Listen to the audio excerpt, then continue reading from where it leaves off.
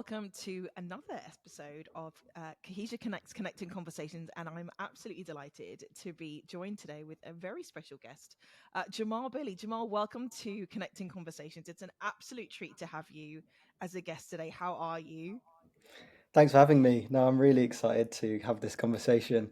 Yeah, I'm doing really well, thanks. Yeah, doing good. How are you? Fantastic.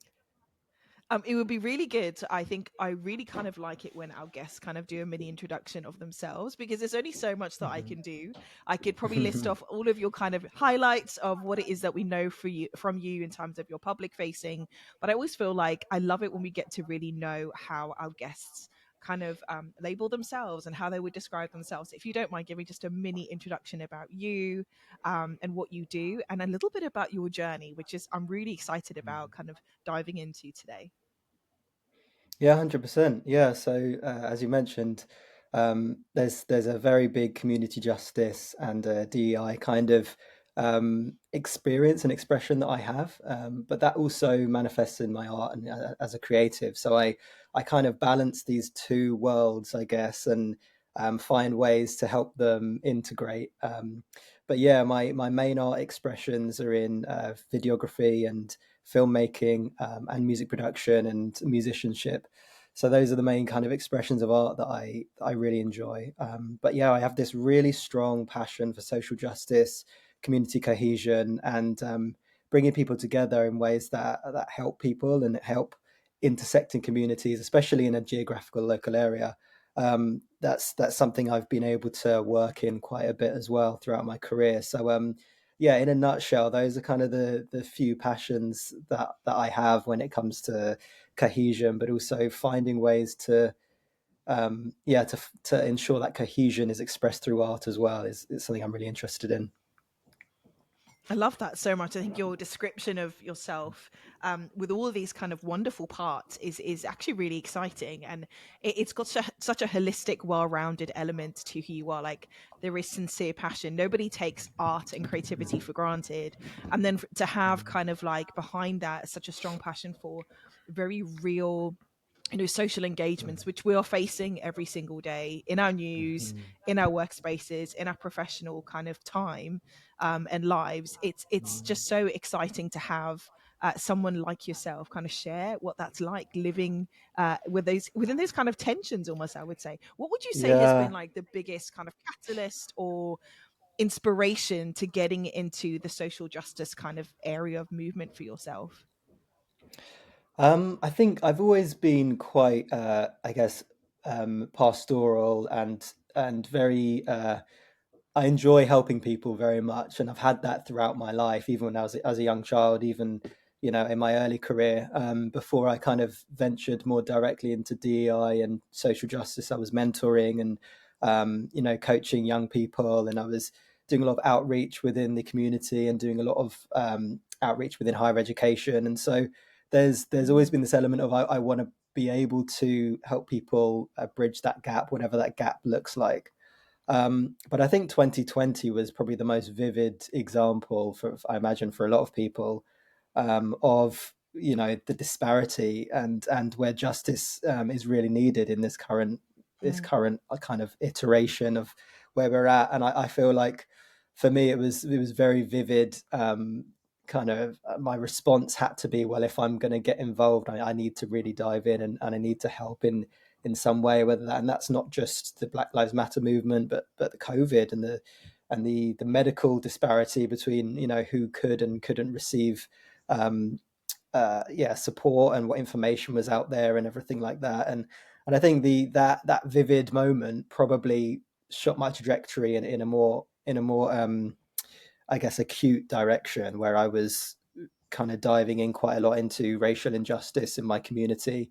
And also, yeah, exploring for myself what that looks like for me as an individual. And so I was fortunate enough to take on jobs and roles that gave me the opportunity to dive into the community and to learn about the kind of impact of racism on different people, and the intersection of racism across different characteristics. And um, it's not just about the way you look, but your ethnicity and your nationality, your body language, your culture. These all of these things can contribute to a nuanced experience of racism. And yeah, it was again like looking at other people's scenarios as a mirror for my own self-development and my own understanding of myself and how I move through the world, was very impactful, and definitely it really stirred that justice kind of perspective of my personality for sure. And then I think now I'm in a position where I'm learning how to reintegrate a lot of that knowledge and experience back into my art and let it inform my art in a way that in a way that helps me to pivot a bit more. So I'm focusing on expressing myself artistically, but still finding myself telling stories or creating something that's impactful for someone or is helping someone in Mm. some way. This might be an odd question, but I do wonder, and I would love to hear from your perspective. You mentioned so much about, and I think many people might resonate with just your observations of what happened through COVID in terms of really seeing the accessibility that some had over others in terms of access to medical support, financial support, just and how that was kind of being experienced across varied groups.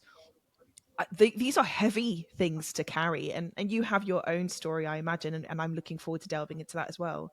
But how does it feel as you kind of really actively and I think courageously positioned yourself as an advocate to either empathize with the weight of the stories of so many other narratives experiencing intersectional discrimination or just injustices on those elements, and then you bring it into your creative life as well?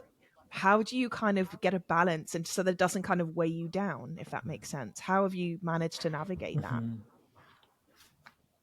That's such a good question. And I think the honest answer is I didn't. I think for a long period of time, I was kind of firing on all cylinders in every direction, thinking there's a mammoth amount of work I need to do. There's so much injustice, there's so much hurt, there's so much pain. And I think it probably took me to get to the point of burnout to realize that I need to ask myself that question on a regular basis. And so I probably learned the hard way, if I'm honest, because I did try and do a lot within the time that I was working full time in the space. And I'd also been, because I'm also passionate about the space, in the weekends or evenings, I'd be doing things that are in and around the communities that I would have been working in, during the week. So I think especially when you have lived experience and you're seen in the community as a beacon of justice in some way, shape, or form, whether you're representing a community or a local organization, or whether you're putting yourself out there as an advocate, it blends a lot of all of your time and energy. So it's not just, you can't just clock off at 5 p.m. on a Friday and expect it all to just disappear for the weekend, which is the nature of the work. And so I think I got to probably a point of burnout in last summer, summer 2023, and that was when I had to really reassess, because I was so tired that my passion was even dwindling, because I Mm, couldn't muster the energy to do to the extent that I'd done previously. And I'd been able to pioneer some important movements. For example, I was working with the local government at the time, and I was able to lead the project that developed the first ever anti-racism strategy, which was about connecting local communities with local government and ensuring the culture within local government has a kind of has a trajectory that within the next yeah. 5 years we're going to be working and learning on these things. And I think I see that as a great success for me in my career, but it definitely came at a cost, because I think I wasn't asking myself that kind of question. So now my perspective is very much about sustainability and consistency over speed and agility in the space. And whilst it's, there's so many opportunities to share, and there's so many opportunities to grow. I think particularly now, when there's in this space, when so many probably organizations are taking on this kind of work for the first time, or maybe substantially for the first time, it's very easy to be the most resounding voice when you've got a Mm, bit of experience and a bit of lived experience. But I'm also being very patient and not taking every opportunity that's thrown in yeah. my direction. And like I said, repivoting for my art and my creative process, which fundamentally has always been a big source of fulfillment for me. So I think um, being patient and recognizing the work isn't a sprint; it's a marathon, and that Yeah. you can express yourself differently in different ways and still have an impact in people's lives, whether it's behind a desk writing a big policy piece of work, or whether it's creating music or putting on a show or making a film that inspire someone in some way. But all are valid and noble like ways to do it, and I think that's something I'm taking forward now, having asked myself that question. And I really respect that you've had this opportunity to be reflective and to see actually the sense of self-care and due diligence to keep one's personal sanity in balance is so important when you're navigating work that is just really crucial to communities. We need advocates like yourself on the front line, but like you say, it's all good and well that we're talking about it. It's all good and well that we're engaging with it, but it's not a one way kind of interaction. We are also imprinted by it. We are also impacted by it. There is a deposit happening this way. And sometimes that can be quite heavy. And having the sense of like self awareness, I need to have balance. I need to kind of take stock that I'm not going to get into burnout where I lose that passion. Because if you're taken out, that means that your position is then either vacant and that same kind of work then is missing from the overall drive Mm-hmm. together. And that's a huge kind of awareness that I think all of us feel that we need to be responsible for and have to be astutely aware of when we're in this space of really wanting to drive for change. Now, a big part of your kind of approach for change is the power of the story. This is something that when we first kind of met, we were talking about it, you were really moved by just this concept of the power of the story. And I think this is kind of what a big part of our connection is together, is because here at Cohesia Connect, the power of the story is a really big part of how we drive forward the work that we do. I would love to hear from your side in terms of what is it about the power of the story that really kind of resonates for you, and why it is so crucial to your approach and how you are navigating your work with social advocacy.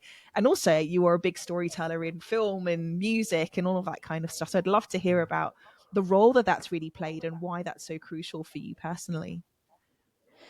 Yeah, yeah. So I think for me, I'm learning every day that story can often usurp a lot of masks and walls that people put up. That Right. information can't always penetrate. Like pure information about, especially DEI information, can a lot of the time fall on deaf ears because it's challenging. There's the Mm, cognitive dissonance when people are presented with information that suggests they are contributing to, in some way, shape, or form, injustice in the world. And that's not that is the truth, but it's what they may receive, and then it can shut people down. But story can tell like a thousand. It can tell it's like 1,000 words in like one word. You can really get behind people's lines of defense when you tell a story that they can put themselves in the shoes of the protagonist, or they can see themselves reflected in a couple of the characters, and suddenly they're putting their own ideas and their own yeah. perceptions into that character and allowing that character to walk them out and to see how they come out. And I think a lot of the time fear can stop us from change, but I think when people have seen in a story their fears realized, and then the culmination of that story is someone overcoming a fear and being successful in some way, or the classic hero's journey where people go on a trajectory and they come back to this place of revelation. A lot of the time, if people can see that in a story, they can address their own fears because they've now got a memory path for that experience, even if it's something really abstract. Which is why fantasy, always seems to we always get again and again these Marvel films coming out, or we get remakes of Lord of the Rings, or remakes of these massive fantasy stories that are enough removed from our own reality that Mhm. we don't actually have dragons and stuff in No, real life, but they're, I mean, that would be awesome. But that would be. but they're enough, yeah. But they're enough connected to the way in which we would live our lives that we can just about attach an element of connection to some of the characters, and that seed is enough that that seed is what sets people off in their own on their own journey, whilst it brings to life what they're learning from in the story. And yeah, I think there's such an academic kind of study to it that I'm really intrigued by, because any way in which you can advocate in a way that really that gets behind people's lines of defense, I think is so powerful. And I think fiction, story, and even just applying storytelling methods to your own communication style, and the way in which you acknowledge what people may be approaching you with, or what people may be presenting with when they first hear you speak or interact with you. All of those things just help kind of break down some of those defenses, and then you can really do some powerful things once people's hearts are open. So that's why I think story is just it's yeah we've always been storytellers since the dawn of time, when I imagine they were writing on hieroglyphics on cave walls and things like that. So yeah. I love that. I think the way that you described that was just so beautifully astute, in terms of like there is so much happening. There's a psychological, there's an emotional, there is a neuronic, path that is being engaged with. There's a psychology to it, and it's the power of why it sticks with us and how it impacts so much of our trajectory of how we think. And I've heard there's a saying that says, "Whatever a man thinketh in his heart, so is he." And that's where actually we become things, because stories, if they get us on this pathway of thinking and evaluating, it has the power to change course. And when an individual changes course because they're impacted by a story or a narrative, they end up impacting the lives of others as well. Hence why, like, we just never take it for granted. And there is almost like a revered sacredness for the storytelling, for the power of the story. And I love how you describe that. And that kind of Yeah, really and I, leads me well to my kind of next question. Is they are really powerful. Stories are super powerful. Do you have, or can you share an example where a particular story or narrative kind of helped to drive meaningful change in the work that you've kind of been doing up until this point? Oh, that's such a good question. I mean, I'm I yeah, I'm, do I'm try. such a I'm such a movie buff that there are a lot of movies that I think I can see in my mind that help that have steered Yeah. my artistry, as well as helped me kind of just epitomize where I'm at. Um, Mm. I think there's this film called Moonlight. I'm not sure if you've seen it. No, I haven't. But the way in which the director portrays a man growing up, questioning his identity through three different actors. So it's the same person, but he's at the three different stages of his life, and he's a young man, a kind of 20s and then 30s man. And it's for me that was really powerful in helping to helping to understand the idea of intersecting identities, and how age and the different experiences in life can then play a role in helping you shape that identity. And also posing the question, to what extent does your environment shape your identity, versus to what extent do you shape your identity? So to what extent are you the master of your own path, versus to what extent is your environment and your culture and Yeah. your upbringing the master of your own Yeah. path? And I think we're all probably asking those similar questions, and especially in this work, it's so important to look at it through the lens of your own lived experience, and be able Mm. to put yourself, personally in that space. Um, and I think in when it comes to justice, when it comes to making change, we all have to ask ourselves that question, because we all really want to be the own masters of our own path. But even from a scientific point of view, the wiring of our brain is very much dictated by our first 7 years.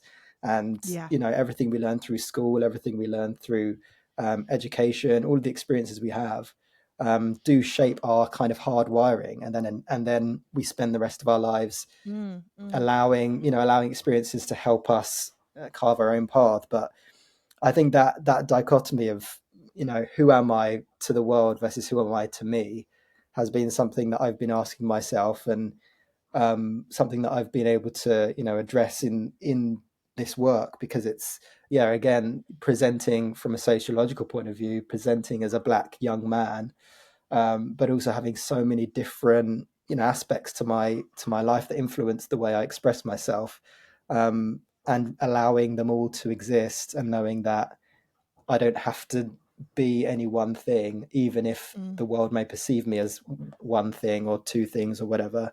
But then also leaning into what I do have, and learn, like, accept, not just accepting it, but thriving in the different, expressions of how I live.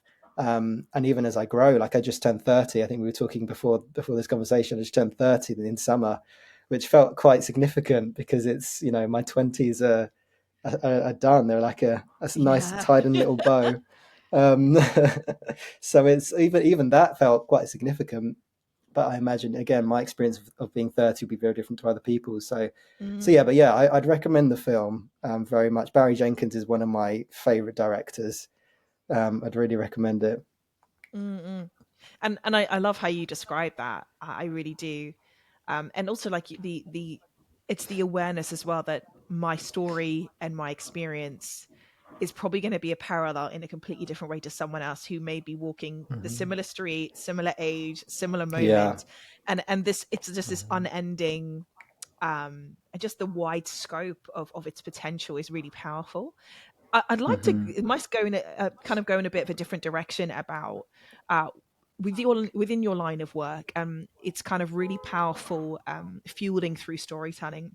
What are some of the challenges that you have faced in framing social justice narratives, and how have you kind of balanced creating empathy without reinforcing stereotypes or sensationalizing struggles, which I imagine must be something that you've encountered Hmm. quite a lot in your line of work with social justice? Yeah, yeah. I think tokenism is probably the thing I'm most conscious of, and probably Mm, have a very sensitive radar for when it comes to the work. Can kind of spot it a mile off once you start to really get into the nuances of what it means. And I think that's a good thing, because I personally have I'm only 30, but I'm already too tired to deal with tokenism. oh gosh. I'm already too tired of it. So I feel like I personally, in my art, and again, it comes down to the story. I want to make sure the story is real enough, but Mm, fiction enough, so that it's real enough for people to latch on to see that that's happened, but it's fiction enough almost to, I guess, foretell a better future, or right.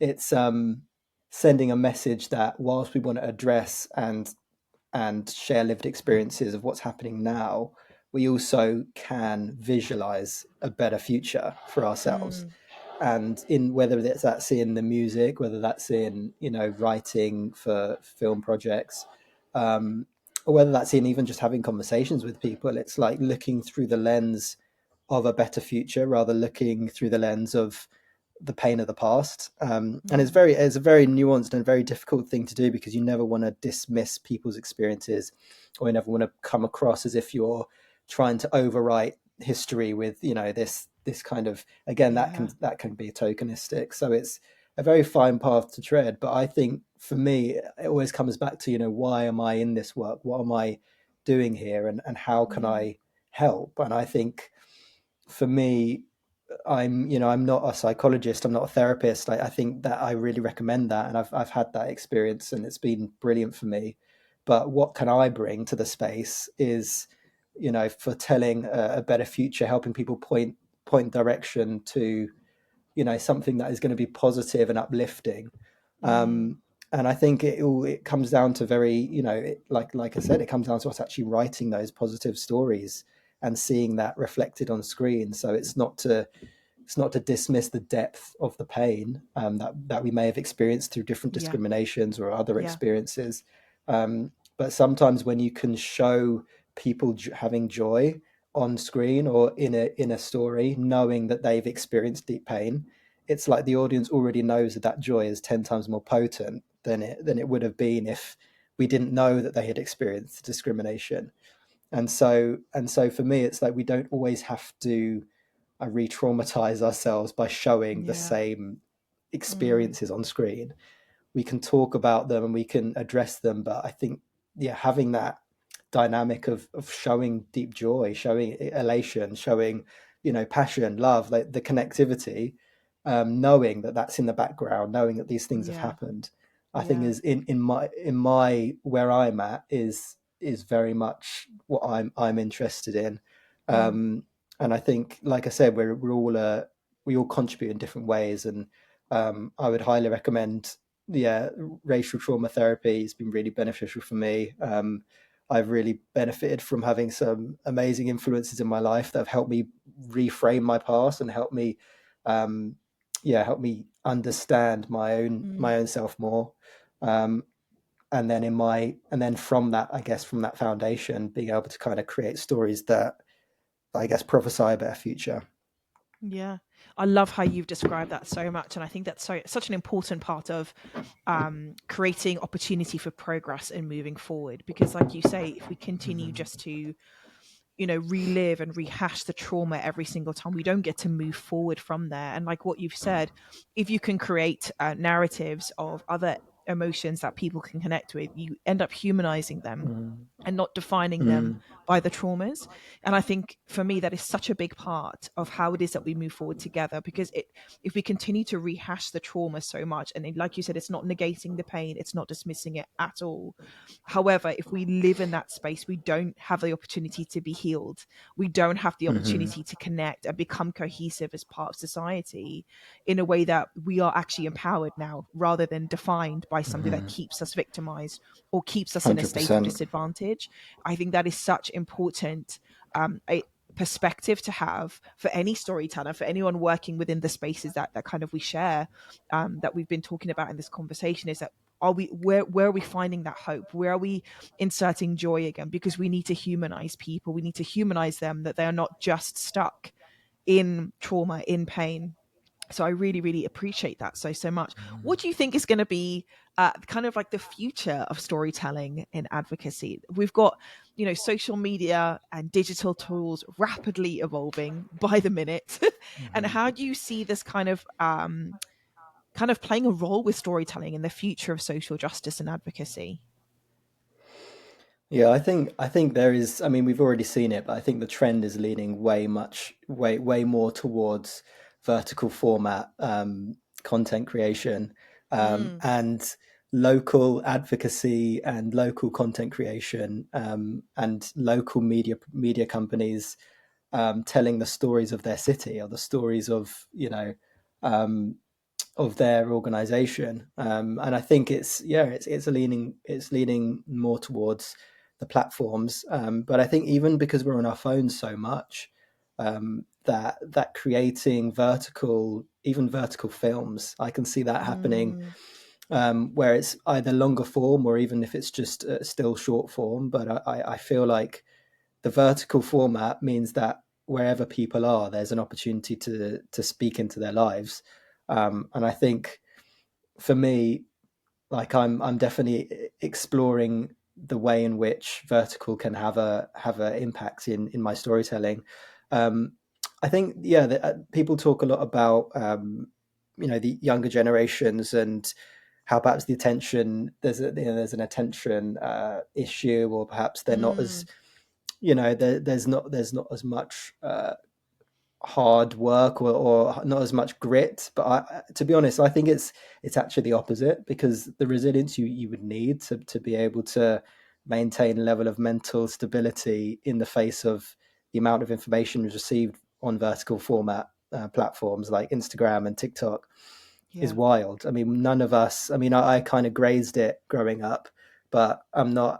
As we've established, I'm not very much young anymore. My 30s. Stop it.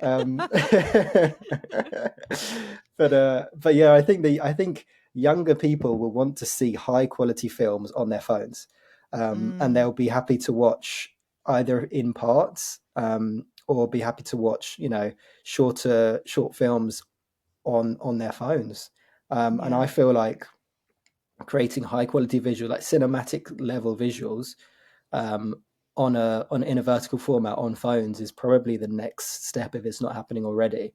And it's Yeah. something I'm really conscious of when I'm creating, because I mean, like the growing up seeing these amazing directors like Spielberg and Christopher Nolan make these epic movies and on the massive screen is, it's such a fantasy and a dream. Mm, But also, I want to meet people where they're at, and I think, yeah. people are on their phones so much these days, and so yeah, vertical format filmmaking I think is going to be important. We've seen it with podcasts, even like podcast snippets that are on Mm, that are going around, and that's, I guess, more non-fiction information. But yeah, I think that's a massive part of the storytelling process, and it's almost like a balance between how much, like, to what extent do we submit to that truth, and to what extent do we yeah. stay true to this the ideal kind of cinematic storytelling way. But Mm, again, it all comes down to impact and intention, and what it is you're trying to tell, what story you're trying to tell, and who you're trying to reach. And yeah. I think for me, that the balance of justice, the help in my life, like the social justice element, helps Mm. me kind of, stay true to my art, because no matter what format it takes, if it's impacting people and reaching people, then that's the most important thing. Yeah. Jamal, this has been an incredible conversation. I feel like I've learned so Mm. much. You've absolutely got my mind thinking about things that even I, as a storyteller in kind of different ways through music and obviously through podcasting, has kind of motivated me to kind of amplify narratives and the purpose behind that and the kind of change I want to see.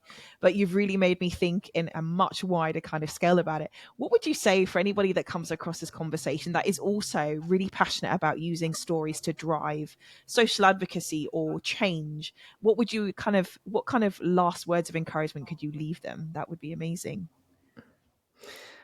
Yeah, great question. I would probably say just start now with what you have. Yeah. Your own story is your first film, or at least it would inspire your first creative expression. And also reach out to local community, reach out to people, and collaborate as much as you can, because, like I said, it's all about impacting people, and you can do that on the film set. You can do that by giving people opportunities through your work, and it's letting go of the personal kind of, this is my baby approach, and I want it to be perfect. And my first film is going Yeah. to win an Oscar, and it's going to be, letting go of all of those. Let go of all of that. You don't hold it Mm, so dearly that you suffocate it. Let the story flow, and let the scale speak for itself. But the substance is what's most important. And and also, you don't know who's going to be listening or who's going to be watching, and there are so many people that have amazing stories that, will probably impact so many people's lives, but they haven't told them simply because they feel like they're not ready, or they feel like they're not good enough, or yeah. whatever. But you've got people who've got millions of followers who make videos from their camera on their phone, and they're telling stories to many people, whether it's comedy, humor, or whether it's podcasts or whatever, just from a simple format. And I think it's more about the snowball effect, rather than trying to create an avalanche on your first try. So I think you just got to hit it, and go for it, and connect with people along the way, so that when you are really successful, and when whatever success looks like to you, you'll have a group of people, or a collective behind you, supporting you, and you'll be supporting them as well, and you'll have something sustainable. Last thing you want is to be isolated, and have all the success and have no one to turn to. So yeah, that's probably what I would say. Beautiful advice. That was so, so good. Jamal, it's been an absolute pleasure to have you. Thank you for being with us at Connecting Conversations. And we're wishing you No all of the problem. best on all of your endeavors. And I think I just want to grow up to be like you. I appreciate that. Thanks for having me again. Like, it's so No good that problem at there's a all. space like this. So yeah, I'm really thankful. Amazing. Thanks so much, Jamal. Take care and we'll see you soon. No worries. Take care.